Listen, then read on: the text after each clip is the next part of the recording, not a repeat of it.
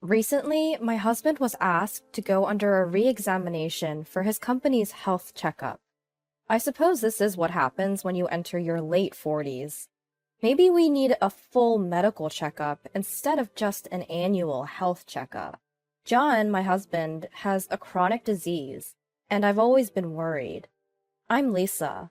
I've been married to John for 20 years. Our only daughter, Dana, has turned 17 and she's applying to college this year. Despite all the ups and downs over these 20 years, I was relieved to see our daughter grow this old enough. I have kept my family together while working part-time at a bakery in front of a train station. And because I was worried about John's health, I've been mindful of our meals, choosing low salt, low oil, and healthy ingredients while cooking. I thought we still had our whole lives ahead of us. But John disregarded my feelings and acted a fool. That was what happened one evening. John came home early. What happened? You're home so early. I ate too much during lunch, and now my stomach is upset. He wasn't speaking in his usual aggressive tone. Because John has a chronic disease, I thought about taking him to the hospital. But he said, I'll be fine after a little sleep. Just let me rest. So, I decided to wait and see. And after 3 hours, something seemed off with John. John was panting, struggling to breathe, and complaining of pain. Are you okay? I decided to take him to the hospital right away. He was laid on a bed in the treatment room, and a nurse came in. The nurse was surprisingly heavily made up. Are you all right? I'm going to take your blood pressure now. How high was your fever? It was 99.3 degrees. 99.3. Got it. The doctor will be right here with you. And as she was checking John's pulse, the nurse asked him, Does it hurt anywhere? Her eyes sparkled as she said this. She seemed more like a cosplay stripper than a nurse. As I felt a sense of unease, the primary physician arrived promptly. John had to be admitted for further testing. And then the doctor informed us of the results. Apparently, he was on the verge of developing a stomach ulcer and was sternly warned of overeating or excessive drinking. Just as I had feared, it seemed his body was crying out in distress. When John had calmed down and his pain had eased, some of his coworkers came to visit him in the hospital. I rushed to a store nearby to get some drinks for them, and upon returning to his room, I heard some laughter.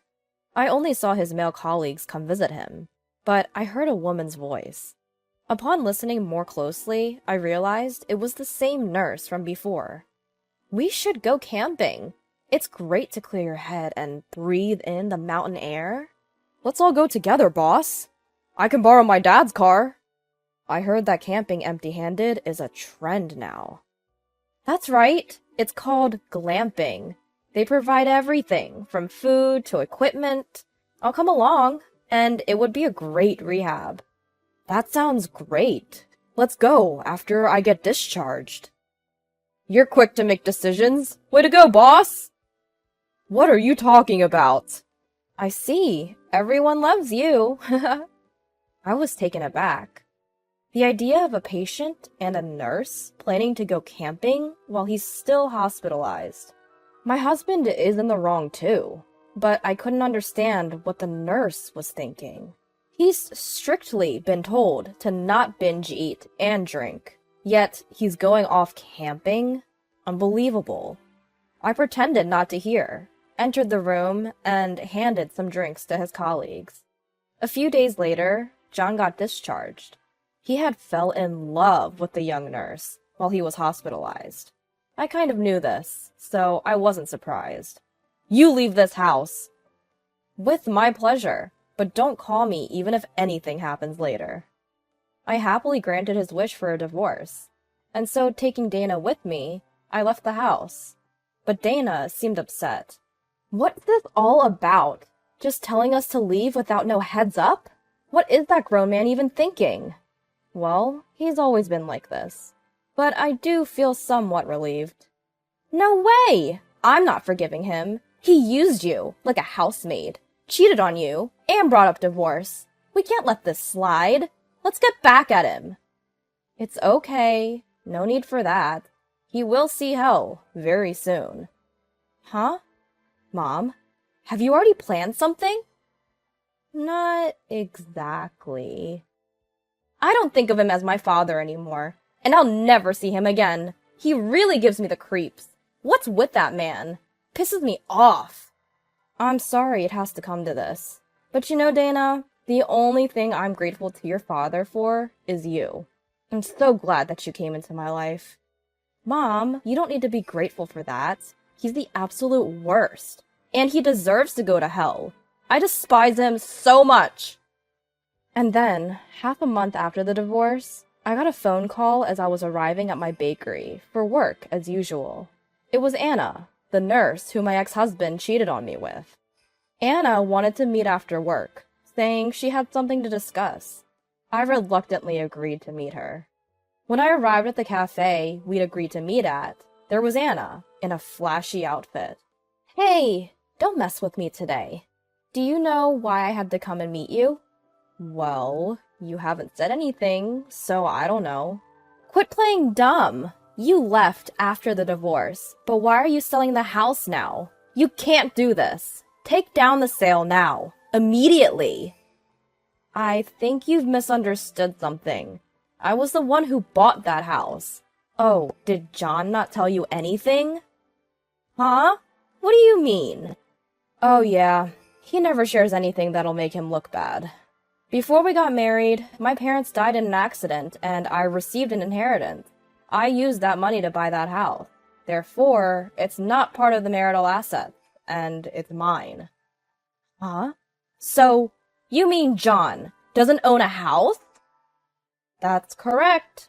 I wonder if he told you that he owned the house. I don't think it's possible for him to buy a house at his age. So, we're going to be living in a rental forever? I didn't know. He said he was going to sell the house and buy a high-rise condo. He lied to me. Well then, he's nothing but a broke old man. I sympathize with you. But you're married, aren't you? And you even have a child. I'm going to hold you accountable for this. I have filed a claim for damages. I think your husband will be filing for damages soon as well. Huh? My husband knows about this? Of course he does. Cheaters always get exposed in the end. He said he would claim child support, as well as damages, to make you pay for this. What do I do now? It seems that Anna's plans didn't go as she had expected, and she was deep lost in dark. Although I didn't mention this at the time, on the advice of my lawyer, I sent a certified letter to my husband's company regarding his affair. His company goes by a philosophy that a man who can't protect his family can't protect their company either, and thus only those that have a peaceful family are promoted. If they find out that his affair was the reason for our divorce, he will certainly be taken off the promotion track. He's been working hard to be recognized as a great worker to secure a promotion, so this will be a huge blow to him and ruin everything for him. Moreover, the director of the hospital where Anna works is Anna's father-in-law, who seems to be a well-known figure in the medical community. He's always disliked dishonesty, so it's almost certain that her divorce will be unavoidable. Apparently, Anna had been determined from the start to marry a doctor, which was why she became a nurse.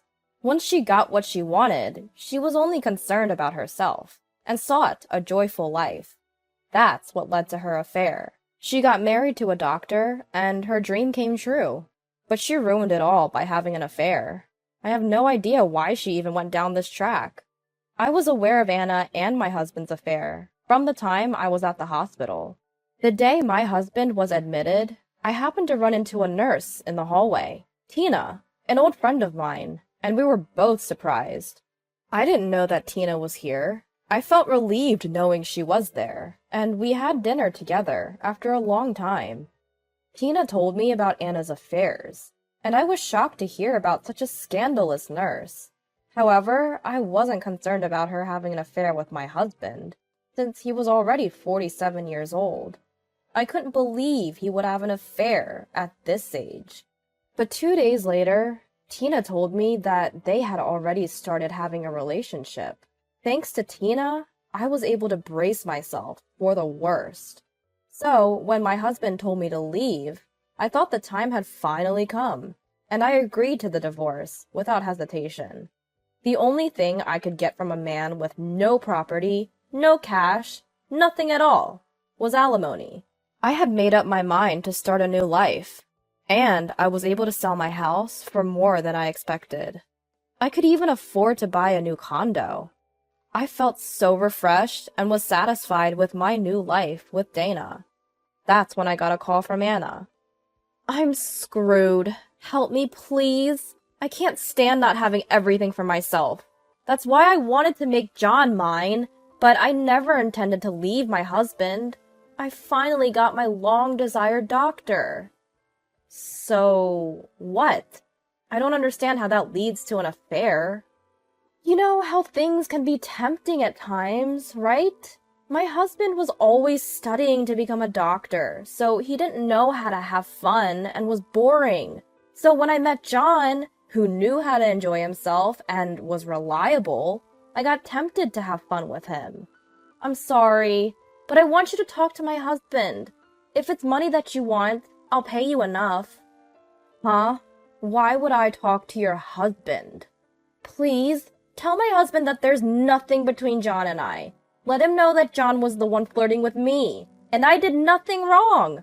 I'll just act like I was troubled by it all. Please help me out. Can you please do something? Huh? What are you talking about? My husband is stern on getting a divorce from me, but I don't want to divorce him. I'll give John back. So please help me. I'll pay you a good amount if you do. Please help me. Anna seemed to be truly in distress, pleading to me. I couldn't help but laugh inside. She thought she was stealing my husband, but at the end, she had her life stolen by me. Then it was that night. I got a call from my husband. You! What the hell have you done? Selling the house and demanding compensation? You're taking it too far. Didn't Anna tell you? What? Why are you bringing her up? She has nothing to do with this. I met with Anna today after she reached out to me. What? It's my prerogative to do whatever I want with the house since I was the one who bought it. You don't have to be so livid. If we lose that house, I have nowhere to stay. We're divorced now, so we're not related anymore, right? We were married for over 20 years. Who was the one that betrayed their partner and cheated again?